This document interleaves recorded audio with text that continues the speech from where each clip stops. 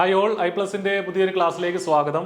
അപ്പോൾ നമ്മളിന്ന് ഡിസ്കസ് ചെയ്യുന്നത് ഫുഡ് സേഫ്റ്റി ഓഫീസറുടെ കഴിഞ്ഞ തവണ നടന്ന പരീക്ഷയിലെ ചില ചോദ്യങ്ങളാണ്. പ്രത്യേകിച്ചും കോൺസ്റ്റിറ്റ്യൂഷൻ ആൻഡ് സിവിൽ റൈറ്റ്സ് എന്ന് പറഞ്ഞ ഒരു ഭാഗത്ത് നമുക്കറിയാം 10 മാർക്കിന്റെ ചോദ്യങ്ങൾ വരാറുണ്ട്.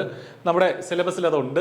അപ്പോൾ അതിൽ നിന്ന് കഴിഞ്ഞ തവണത്തെ 2020 നടന്ന പരീക്ഷയിൽ ആ ഭാഗത്ത് നിന്ന് കോൺസ്റ്റിറ്റ്യൂഷൻ ആൻഡ് സിവിൽ റൈറ്റ്സ് എന്ന ഭാഗത്ത് നിന്ന് ചോദിച്ച ക്വസ്റ്റ്യൻസ് നമുക്കൊന്ന് ഡിസ്കസ് ചെയ്യാം. അപ്പോൾ ഈ വീഡിയോ കാണുന്നതിലൂടെ, ഈ ചോദ്യങ്ങൾ അനലൈസ് ചെയ്യുന്നതിലൂടെ ഏത് തരം ചോദ്യങ്ങളാണ് ഈ പരീക്ഷയ്ക്ക് വരാൻ സാധ്യതയുള്ളത്, ഏത് ലെവലിലുള്ള ക്വസ്റ്റ്യൻസ് വരാൻ സാധ്യതയുണ്ട്, നമ്മുടെ പഠനം എങ്ങനെയായിരിക്കണം എന്നുള്ള കാര്യങ്ങളൊക്കെ നമുക്ക് ഏകദേശം ഒരു ധാരണ കിട്ടും. അപ്പോൾ അതുകൊണ്ട് തന്നെയാണ് പ്രീവിയസ് ഇയർ ക്വസ്റ്റ്യൻസ് ഡിസ്കസ് ചെയ്യുന്നതിന്റെ ഇമ്പോർട്ടൻസ്.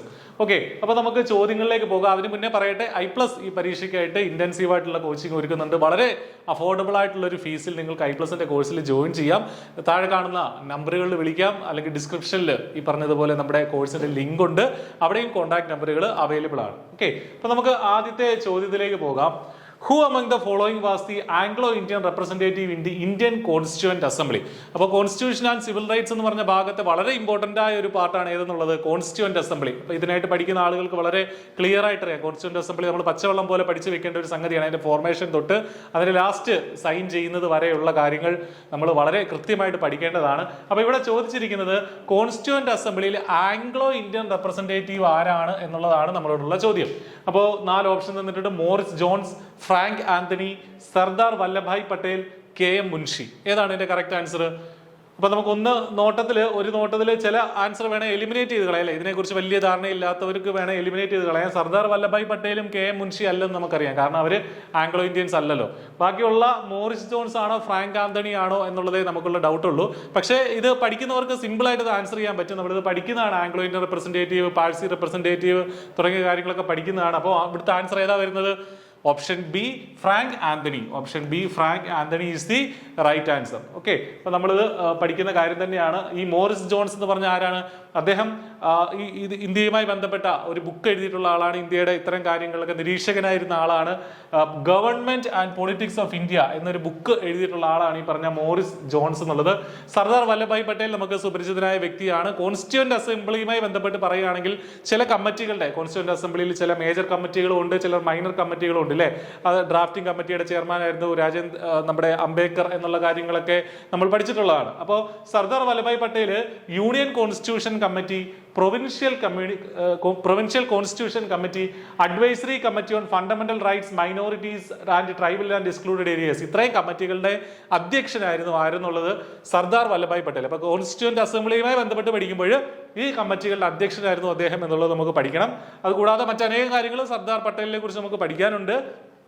KM മുൻഷി ഒരുപാട് തവണ കേട്ടിട്ടുണ്ട്. അദ്ദേഹത്തിന്റെ പേരിലുള്ള ചില കോട്ടുകളൊക്കെ നമ്മൾ പഠിക്കാറുണ്ട് കോൺസ്റ്റിറ്റ്യൂഷനെ കുറിച്ച് അല്ലെ. അപ്പൊ അദ്ദേഹം കോൺസ്റ്റിറ്റ്യൂന്റ് അസംബ്ലിയിൽ ഓർഡർ ഓഫ് ബിസിനസ് കമ്മിറ്റിയുടെ ചെയർമാൻ ആയിരുന്നു ആരെന്ന് പറയുന്നത് KM മുൻഷി എന്ന് പറയുന്നത്. അപ്പൊ ഞാൻ ചില റിലേറ്റഡ് ഫാക്ട്സ് പറഞ്ഞെന്ന് മാത്രം. ഈ ചോദ്യത്തിന്റെ ആൻസർ ഫ്രാങ്ക് ആന്റണിയാണ്. ആംഗ്ലോ ഇന്ത്യൻ റെപ്രസെന്റേറ്റീവ്, കോൺസ്റ്റിറ്റ്യൂന്റ് അസംബ്ലിയിലെ ആംഗ്ലോ ഇന്ത്യൻ റെപ്രസെന്റേറ്റീവ് എന്നുള്ളത് ഫ്രാങ്ക് ആന്റണിയാണെന്നുള്ളത് കൃത്യമായിട്ട് മനസ്സിലാക്കുക. അടുത്തത് കോൺസ്റ്റിറ്റ്യൂഷനുമായി ബന്ധപ്പെട്ട ബേസിക് ആയിട്ടുള്ള ഒരു ക്വസ്റ്റ്യൻ ആണ്. Which article of the Indian constitution deals with right to life? അപ്പം ജീവിക്കാനുള്ള അവകാശം, റൈറ്റ് ടു ലൈഫ് എന്ന് പറഞ്ഞ ആ ഒരു പ്രൊവിഷൻ വരുന്നത് ഏത് ആർട്ടിക്കിളിലാണ് എന്നുള്ളതാണ് ചോദ്യം. ആർട്ടിക്കിൾ 14, 19, 20, 21 ഏതാണ് ഇതിന്റെ കറക്റ്റ് ആയിട്ടുള്ള ആൻസർ? ഈ തന്നിരിക്കുന്ന ആർട്ടിക്കിൾ എല്ലാം ഏതിൽ ഉൾപ്പെടുന്നതാണ്? നമുക്കറിയാം, അത് ഫണ്ടമെന്റൽ റൈറ്റ്സിൽ ഉൾപ്പെടുന്ന കാര്യങ്ങളാണ്. ഈ പറഞ്ഞ ഈ ആർട്ടിക്കിളുകളെല്ലാം 6 ഫണ്ടമെന്റൽ റൈറ്റ്സ് ഉണ്ടെന്നറിയാം. അതിനുള്ളിലെ ഒരു പർട്ടിക്കുലർ റൈറ്റിനുള്ളിൽ ഇൻക്ലൂഡ് ചെയ്യുന്ന ഒന്നാണ് എന്തെന്ന് പറയുന്ന right to life and liberty എന്നൊക്കെ പറയുന്ന ആ ഒരു പോയിന്റ്. അത് ഏതാണ് ആർട്ടിക്കിൾ? വളരെ പച്ചവെള്ളം പോലെ നമ്മൾ അറിഞ്ഞിരിക്കേണ്ടതാണ്. Article 21. Article 21 is the right answer. Article 21 is the right answer. Okay, അപ്പോൾ ഫണ്ടമെന്റൽ റൈറ്റ്സ് എവിടെ തൊട്ട് തുടങ്ങുന്നു എന്നൊക്കെ നമ്മൾ പഠിക്കണം. ആർട്ടിക്കിൾ 14 മുതൽ 35 വരെ ഫണ്ടമെന്റൽ റൈറ്റ്സ് ആണ്. 6 ഫണ്ടമെന്റൽ റൈറ്റ്സ് ഉണ്ട്. റൈറ്റ് ടു ഇക്വാളിറ്റി, അതിനാണ് 18ാമത്തെ ആർട്ടിക്കിൾ വരെ റൈറ്റ് ടു ഇക്വാളിറ്റി ആണ് പ്രതിപാദിക്കുന്നത്. Then right to freedom 19 to 22. അപ്പൊ ഈ റൈറ്റ് ടു ഫ്രീഡത്തിനുള്ളിൽ വരുന്നതാണ് എന്തെന്ന് പറയുന്നത്, ഈ റൈറ്റ് ടു ലീവ് ആൻഡ് എന്തെന്ന് പറയുന്നത് പേഴ്സണൽ ലിബർട്ടി എന്നൊക്കെ ഉള്ളത് റൈറ്റ് ടു ഫ്രീഡം എന്ന ആ ഒരു ഫണ്ടമെന്റൽ റൈറ്റ്സിൽ ഇൻക്ലൂഡ് ചെയ്യുന്നതാണ്. Then right against exploitation article 23, 24 അതാണ് പറയുന്നത്. Right to freedom of religion article 25 to 28 ഇത് പറയുന്നു. കൾച്ചറൽ ആൻഡ് എഡ്യൂക്കേഷണൽ റൈറ്റ്സ് അതാണ് 29 30 പറയുന്നത്.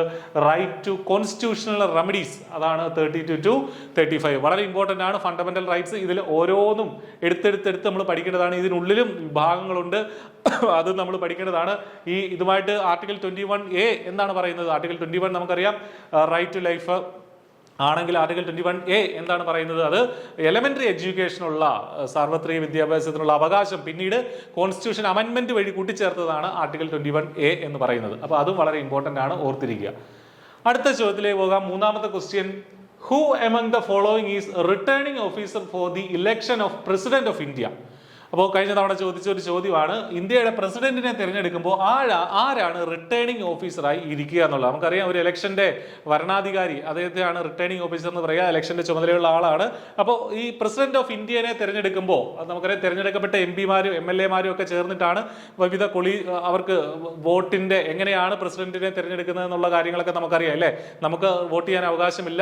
നിയമസഭകളിലെയും അതേപോലെ പാർലമെന്റിലെയും അംഗങ്ങൾക്ക്, രാജ്യസഭയിലേക്ക് പാർലമെന്റിലെ അംഗങ്ങൾക്കാണ് രാഷ്ട്രപതിയെ തിരഞ്ഞെടുക്കാൻ അവകാശം. പക്ഷേ അവിടെ ഒരു വോട്ടിംഗ് നടക്കുന്നുണ്ട്. അതിന്റെ റിട്ടേണിംഗ് ഓഫീസറായി ആര് പ്രവർത്തിക്കും എന്നുള്ളതാണ് secretary general of Lok Sabha, chief election commissioner, chief justice of India, prime minister of India. ഏതാണ് ഇതിന്റെ കറക്റ്റ് ആയിട്ടുള്ള ഉത്തരം? അപ്പൊ ഇതിനെക്കുറിച്ച് കൃത്യമായ ഒരു ധാരണയില്ലാത്ത ഒരാൾക്ക് കുറച്ച് ബുദ്ധിമുട്ടുള്ള ഒരു ചോദ്യമായിട്ട് തോന്നിയേക്കാം. ചിലപ്പോൾ ചീഫ് ഇലക്ഷൻ കമ്മീഷണർ എന്നോ ചീഫ് ജസ്റ്റിസ് ഓഫ് ഇന്ത്യ എന്നൊക്കെ എഴുതാൻ സാധ്യതയുണ്ട്. പക്ഷേ എന്റെ റൈറ്റ് ആൻസർ ഏതാ വരുന്നത്? Secretary general of Lok Sabha. Lok Sabha secretary general ആണ് പ്രസിഡന്റിനെ തിരഞ്ഞെടുക്കുമ്പോൾ റിട്ടേണിംഗ് ഓഫീസറായിട്ട് ആക്ട് ചെയ്യുന്നത് ആരാണ്? Lok Sabha secretary general. ഇതിനകത്ത് മറ്റൊരു സംഗതി ഉള്ളത്, രാജ്യസഭയുടെ സെക്രട്ടറി ജനറലും എന്തായിട്ട് ആക്ട് ചെയ്യാറുണ്ട്?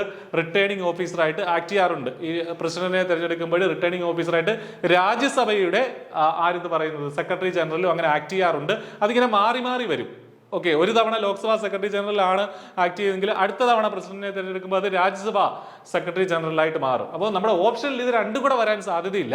ഇതിൽ ഏതെങ്കിലും ഒന്നേ ഉണ്ടാവുള്ളൂ. അപ്പോൾ അത് കറുപ്പിക്കുക എന്നുള്ളതാണ്. ഓക്കെ, ഇപ്പോൾ ഇവിടെ ആൻസർ വരുന്നത് സെക്രട്ടറി ജനറൽ ഓഫ് ലോക്സഭ എന്നുള്ളതാണ് ഇതിന്റെ കറക്റ്റ് ആയിട്ടുള്ള ആൻസർ വരിക. നാലാമത്തെ ചോദ്യത്തിലേക്ക് നമ്മൾ പോവുകയാണെങ്കിൽ, what is the subject matter of article 40 of Indian constitution? Okay, അപ്പോൾ നോക്കുക എത്ര ഡീപ്പായിട്ട് വരെ ചോദിച്ചിട്ടുണ്ടെന്നുള്ള കാര്യം നിങ്ങൾ അറിഞ്ഞിരിക്കുക. ആർട്ടിക്കിൾ 40 വരെ അത് എന്താണെന്നുള്ള നമുക്കറിയാം. ആർട്ടിക്കിൾ 40 ഒക്കെ ഏതിൽ ഉൾപ്പെടുന്നതാണ്? ഡയറക്റ്റീവ് പ്രിൻസിപ്പിൾസ് അല്ലെ, അല്ലെങ്കിൽ നിർദ്ദേശക തത്വങ്ങളിൽ ഉൾപ്പെടുന്ന ഒരു ആർട്ടിക്കിളാണ് ആർട്ടിക്കിൾ 40 എന്നുള്ളത്. അപ്പോൾ അതെന്താണെന്ന് വരെ ചോദിച്ചിട്ടുണ്ട്. അപ്പോൾ അത്രയും ഡീപ്പായിട്ട് വരെ ക്വസ്റ്റ്യൻ പോകാം. അതെന്താണത്?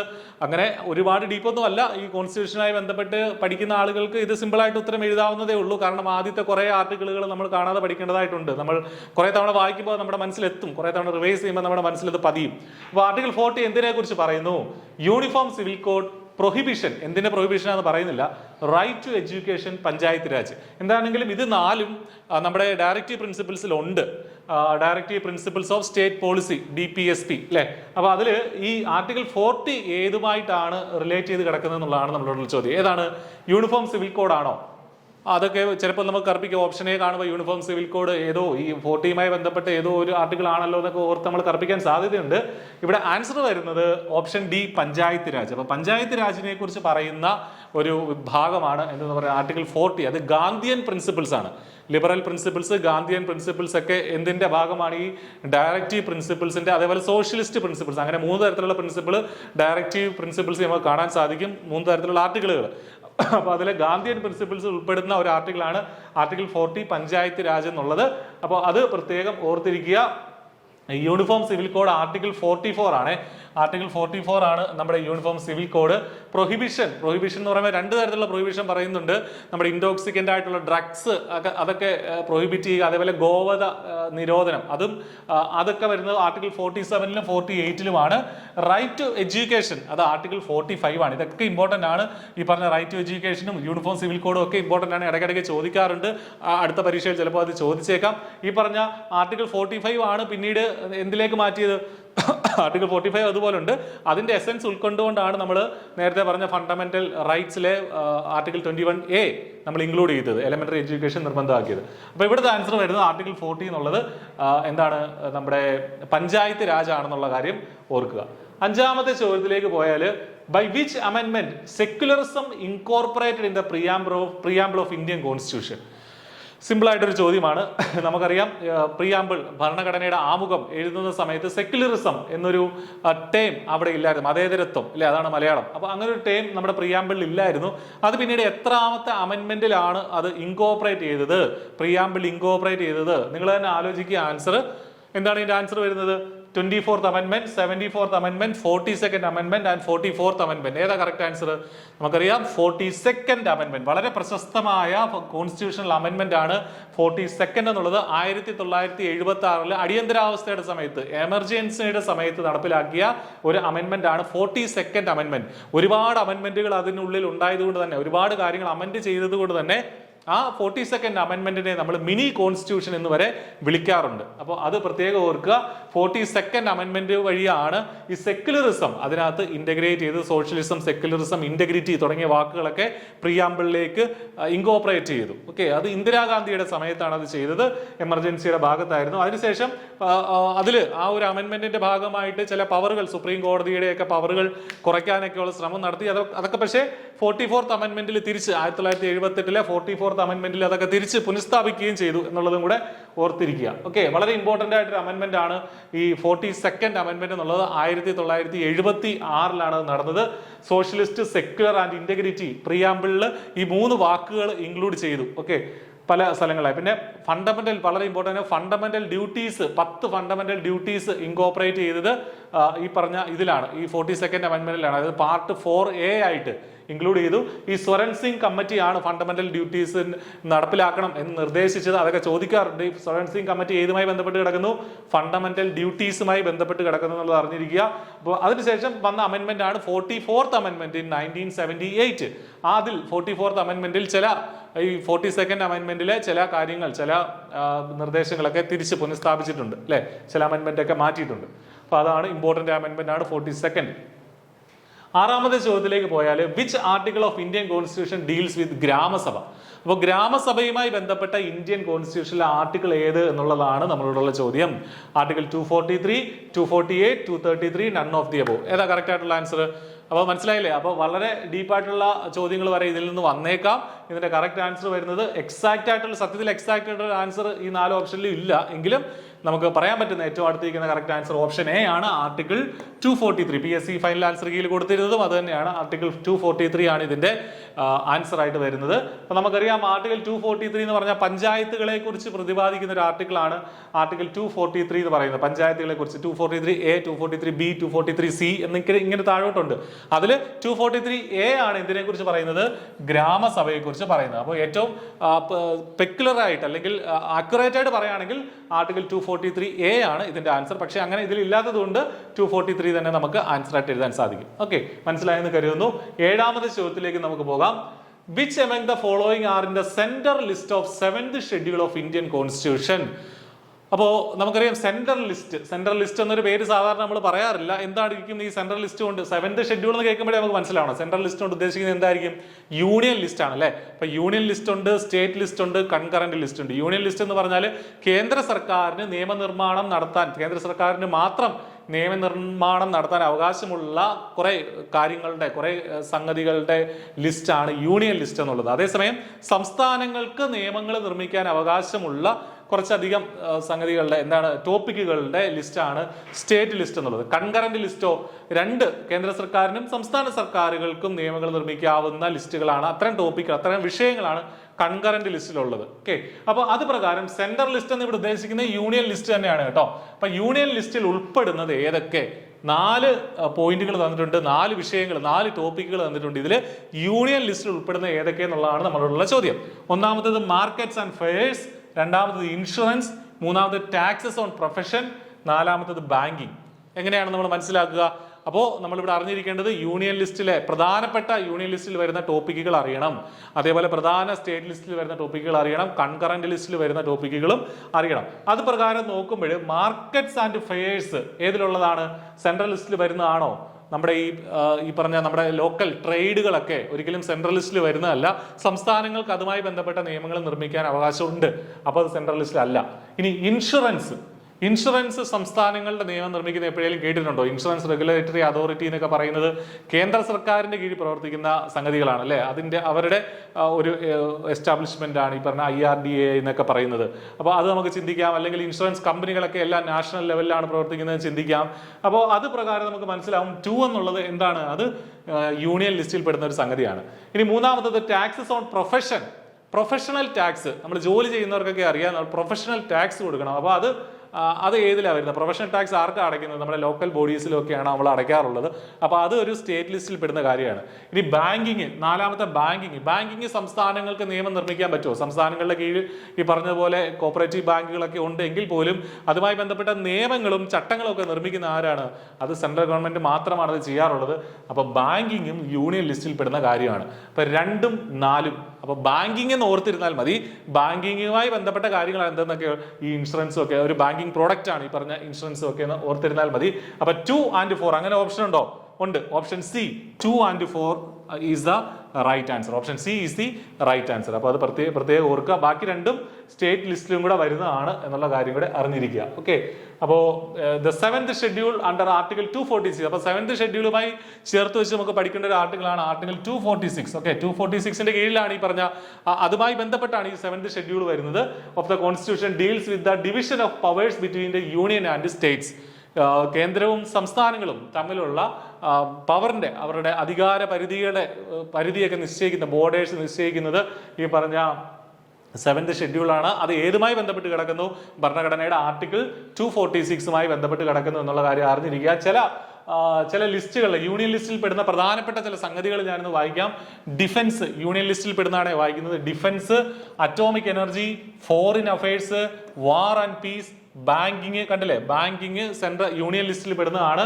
Then railways, post and telegraph, airways, പോർട്ടുകൾ, foreign trade, currency and coinage. ഇതൊക്കെ യൂണിയൻ ലിസ്റ്റിൽ പെടുന്നതാണ്. കേൾക്കുമ്പോഴേ നമുക്ക് മനസ്സിലാവേണ്ടതാണ് ഇതൊക്കെ യൂണിയൻ ലിസ്റ്റിൽ പെടുന്നതാണെന്ന്. ഇനി സ്റ്റേറ്റ് ലിസ്റ്റിൽ പെടുന്ന ഏതൊക്കെയാണ്? Agriculture, police, prison, local government, public health, land, liquor, trade and commerce. അവിടെയാണ് ട്രേഡ് ആൻഡ് കൊമേഴ്സിൽ നമ്മൾ നേരത്തെ പറഞ്ഞ മാർക്കറ്റ്സ് ആൻഡ് ഫെയർസ് എന്നൊക്കെ പറഞ്ഞ് വന്നിട്ടുള്ളത്. Live stock and animal husbandry, state public services. ഇതൊക്കെ സ്റ്റേറ്റ് ലിസ്റ്റിൽ വരുന്നത്. ഇത്രയും അല്ല കേട്ടോ, ഒരുപാടുണ്ട്. എങ്കിൽ പ്രധാനപ്പെട്ടത് മാത്രം എടുക്കുകയാണ്. ഏതാണ്ട് 97ഓളം യൂണിയൻ ലിസ്റ്റിലുണ്ട്, 66ഓളം സ്റ്റേറ്റ് ലിസ്റ്റിലുണ്ട്. ഓക്കെ. ഇനി കൺകറന്റ് ലിസ്റ്റ് എന്ന് പറഞ്ഞാൽ 2 പേർക്കും നിയമങ്ങൾ നിർമ്മിക്കാൻ പറ്റും. അത് ഏതൊക്കെ വരും? Education, transfer of property other than agricultural land, ഫോറസ്റ്റുകൾ. അപ്പോൾ ഫോറസ്റ്റ് ഒക്കെ എപ്പോഴും ചോദിക്കാറുണ്ട്. ഫോറസ്റ്റ് ഒക്കെ കൺകറന്റ് ലിസ്റ്റിൽ പെടുന്നതാണ്. ട്രേഡ് യൂണിയൻ അത് കൺകറന്റ് ലിസ്റ്റിലാണ്. അഡൾട്രേഷൻ, അഡോപ്ഷൻ ആൻഡ് സക്സഷൻ ഇതൊക്കെ കൺകറന്റ് ലിസ്റ്റിൽ പെടും. ഇതൊന്നും അല്ലാതെ റെസിഡ്യുവൽ പവറുകളുണ്ട്. അതായത് ഈ ലിസ്റ്റിലൊന്നും, ഭരണഘടനയുടെ ഈ ലിസ്റ്റിലൊന്നും പെടാത്ത ചില വിഷയങ്ങൾ വന്നാൽ അതിൽ നിയമം നിർമ്മിക്കാൻ അധികാരം അത് സെൻട്രൽ ഗവൺമെന്റിനാണ് കേട്ടോ. അതിനെയാണ് റെസിഡ്യുവൽ പവർ എന്ന് പറയുക. ഇപ്പോൾ ഉദാഹരണത്തിന് സൈബർ ലോ ഒക്കെ സൈബർ ലോ ഒരു റെസിഡ്യുവൽ പവറാണ്. അതായത് ഈ ലിസ്റ്റിലൊന്നും അത് ഇട്ടിട്ടില്ല. അന്ന് ഈ ഭരണഘടന ഉണ്ടാക്കിയ സമയത്തൊന്നും ഈ സൈബർ ലോയുടെ ആവശ്യമില്ലായിരുന്നല്ലോ, അങ്ങനെ ഇല്ലായിരുന്നല്ലോ. അപ്പോൾ അതുകൊണ്ട് അതൊക്കെ റെസിഡ്യുവറി പവറാണ്. അത് സെൻട്രൽ ഗവൺമെന്റിൽ നിക്ഷിപ്തമായിരിക്കുന്നു എന്നുള്ള കാര്യം കൂടെ അറിഞ്ഞിരിക്കുക. അപ്പോൾ ഇതാണ് ലിസ്റ്റുകൾ, ഇമ്പോർട്ടന്റ് ആണ്. നമുക്ക് അടുത്തൊരു ചോദ്യത്തിലേക്ക് കൂടെ പോകാം. In which year Balwant Rai Mehta committee was appointed? അപ്പോൾ എന്താണ് ബൽവന്ത് റായ് മെഹ്ത കമ്മിറ്റി എന്നുള്ളത് കൂടെ അറിഞ്ഞിരിക്കണം. അപ്പോൾ ഇതിൽ നിന്ന് വ്യക്തമാണ് കമ്മിറ്റികൾ. നേരത്തെ ഞാൻ പറഞ്ഞ പോലെ സരൺ സിംഗ് കമ്മിറ്റി, അങ്ങനെ സ്വതന്ത്ര ഇന്ത്യയിൽ ഒരുപാട് കമ്മിറ്റികൾ ഉണ്ടായിട്ടുണ്ട്. സർക്കാരുകൾ കൃത്യമായി പ്രവർത്തിക്കുന്നുണ്ടോ എന്ന് മനസ്സിലാക്കാൻ വേണ്ടി ഇന്ത്യക്ക് സ്വാതന്ത്ര്യം കിട്ടിയ കാലം മുതൽ, ആ സമയം മുതൽ കമ്മിറ്റികൾ നിർദ്ദേശിക്കുന്നുണ്ട്, കമ്മിറ്റികൾ ഫോം ചെയ്യുന്നുണ്ട്, അവർക്ക് റിപ്പോർട്ട് നൽകുന്നുണ്ട്. അപ്പോൾ ആ കൂട്ടത്തിൽ ഒന്നാണ് ബൽവന്ത് റായ് മെഹ്ത കമ്മിറ്റി എന്നുള്ള കമ്മിറ്റി. അതിന്റെ അധ്യക്ഷൻ ബൽവന്ത് റായ് മെഹ്തയായിരുന്നു. ഇത് ഫേമസ് ആയ ഒരു കമ്മിറ്റിയാണ്. അത് ഏത് വർഷമാണെന്നാണ് ചോദിച്ചിരിക്കുന്നത് കേട്ടോ. അത് എന്തായിരുന്നു എന്നല്ല, ഏത് വർഷമായിരുന്നു എന്നുള്ളതാണ്. 1947, 57, 67, 1987. ഇത്തിരി കുറച്ച് ഡിഫിക്കൽട്ട് ആയ ചോദ്യമായിട്ട് നമുക്ക് തോന്നിയേക്കാം. Option B 1957 is the right answer. Option B 1957 is the right answer. ഇനി എന്താണ് ബൽവന്ത് റായ് മെഹ്ത കമ്മിറ്റി? ഒറ്റ കാര്യം ആലോചിച്ചാൽ മതി. നമ്മുടെ ഈ 3 ടയർ പഞ്ചായത്ത് രാജ് സിസ്റ്റം കൊണ്ടുവരുന്നത് ഇദ്ദേഹത്തിന്റെ നിർദ്ദേശപ്രകാരമാണ്. അതായത് നമുക്കറിയാം, നമുക്ക് ഗ്രാമപഞ്ചായത്തുണ്ട്, അതിനുമേൽ ബ്ലോക്ക് പഞ്ചായത്തുണ്ട്, ഡിസ്ട്രിക്ട് പഞ്ചായത്തുണ്ട് അല്ലെ. അപ്പോൾ അങ്ങനെ ഒരു 3 ടയർ സിസ്റ്റം ആദ്യമായി സജസ്റ്റ് ചെയ്യുന്ന ബൽവന്ത് റായ് മെഹ്ത കമ്മിറ്റിയാണ്. ഇനി എന്തിനാണ് ഇത് അപ്പോയിന്റ് ചെയ്തതെന്ന് വ്യക്തമായിട്ട് മനസ്സിലാക്കണം. It was appointed to examine the working of community development programme and the national extension service. ഈ രണ്ട് കാര്യങ്ങളാണ്. എന്തിനാണ് ഈ കമ്മിറ്റി അപ്പോയിന്റ് ചെയ്യപ്പെട്ടത്? കമ്മ്യൂണിറ്റി ഡെവലപ്മെന്റ് പ്രോഗ്രാമിനെ കുറിച്ച് പഠിക്കാനും നാഷണൽ എക്സ്റ്റൻഷൻ സർവീസിനെ കുറിച്ച് പഠിക്കാനും വേണ്ടിയിട്ടാണ് ഇത് അപ്പോയിന്റ് ചെയ്യപ്പെട്ടത്. അവരുടെ ഒരു നിർദ്ദേശമായിരുന്നു എന്തെന്നുള്ളത്, 3 tier panchayat raj system. 3 tier panchayat, ത്രിതല പഞ്ചായത്തുകൾ ഇവരുടെ ഒരു റെക്കമെൻഡേഷൻ ആണ് എന്നുള്ളത് കാര്യം അറിഞ്ഞിരിക്കുക. അപ്പൊ എന്തിനു വേണ്ടിയിട്ടാണ് എന്നുള്ള ചോദ്യം ചിലപ്പോൾ ചോദിക്കാറുണ്ട്. അപ്പൊ അവിടെ ഓപ്ഷൻ എ ആയിട്ട് 3 ടയർ പഞ്ചായത്ത് രാജ് സിസ്റ്റം എഴുതി വെച്ചിരിക്കും. പക്ഷേ അതല്ലായിരുന്നു ഉദ്ദേശം. കമ്മിറ്റിയുടെ ഉദ്ദേശം ഇതായിരുന്നു, working of the community development programme and national extension service എന്നുള്ളതായിരുന്നു. അത് എക്സാമിൻ ചെയ്യുക എന്നുള്ളതായിരുന്നു കമ്മിറ്റിയുടെ ഉദ്ദേശം. 1957 ഈ കമ്മിറ്റി ഫോം ചെയ്യുന്നത് എന്നുള്ള കാര്യം കൂടി അറിഞ്ഞിരിക്കുക. ഓക്കെ, ഇനി അടുത്തൊരു ചോദ്യത്തിലേക്ക് നമുക്ക് പോകാം. 9ാമത്തെ ചോദ്യം, identify the subject matter of the second chapter of Indian constitution. അപ്പൊ ഈ ചോദ്യം നോക്കിയാൽ, അതായത് സെക്കൻഡ് ചാപ്റ്റർ കോൺസ്റ്റിറ്റ്യൂഷനിലെ ഭരണഘടനയിലെ 2ാമത്തെ ചാപ്റ്റർ എന്ത് പറയുന്നു എന്നുള്ളതാണ് നമ്മളോടുള്ള ചോദ്യം. അപ്പോൾ ഈ സെക്കൻഡ് ചാപ്റ്റർ എന്നുള്ളത് സാധാരണ നമ്മൾ കേൾക്കാറില്ല. സെക്കൻഡ് പാർട്ട് 1, പാർട്ട് 2 എന്നൊക്കെ നമ്മൾ കേൾക്കാറുണ്ട്. ഇവിടെയും അത് തന്നെയാണ് ഉദ്ദേശിച്ചിരിക്കുന്നത്. ശരിക്കും ചാപ്റ്റർ എന്നുള്ളത് ഉള്ളിൽ വരുന്ന, ഓരോ പാർട്ടിന്റെ ഉള്ളിൽ വരുന്ന ചില ചാപ്റ്ററുകൾ ഭരണഘടനയിലുണ്ട്. പക്ഷേ ഇവിടെ ഉദ്ദേശിച്ചിരിക്കുന്ന പാർട്ട് തന്നെയാണ്. ആൻസർ കീ പ്രകാരം അങ്ങനെയാണ് ആൻസർ കൊടുത്തിരിക്കുന്നത്. ക്വസ്റ്റ്യൻ ക്യാൻസൽ ചെയ്തിട്ടുമില്ല. ഇവിടെ citizenship, union and state, fundamental rights, executive. ഏതാ അതിന്റെ കറക്റ്റ് ആയിട്ടുള്ള ആൻസർ? ഫസ്റ്റ് പാർട്ട് എന്താണ്? ഭരണഘടനയുടെ ആദ്യത്തെ പാർട്ട് എന്താണ്? State, union and it's territory, അല്ലെ? യൂണിയൻ ആൻഡ് ഇറ്റ്സ് ടെറിട്ടറി എന്നുള്ളതാണ് ആദ്യത്തെ പാർട്ട്. 2ാമത്തെ പാർട്ട് എന്താണ്? 2ാമത്തെ പാർട്ട് സിറ്റിസൺഷിപ്പ് ആണ്. സോ ഇവിടെ ആൻസർ വരുന്ന ഓപ്ഷൻ എ, സിറ്റിസൺഷിപ്പ് ആണ്. 3ാമത്തെ പാർട്ട് പിന്നെ ഫണ്ടമെന്റൽ റൈറ്റ്സ് വരും.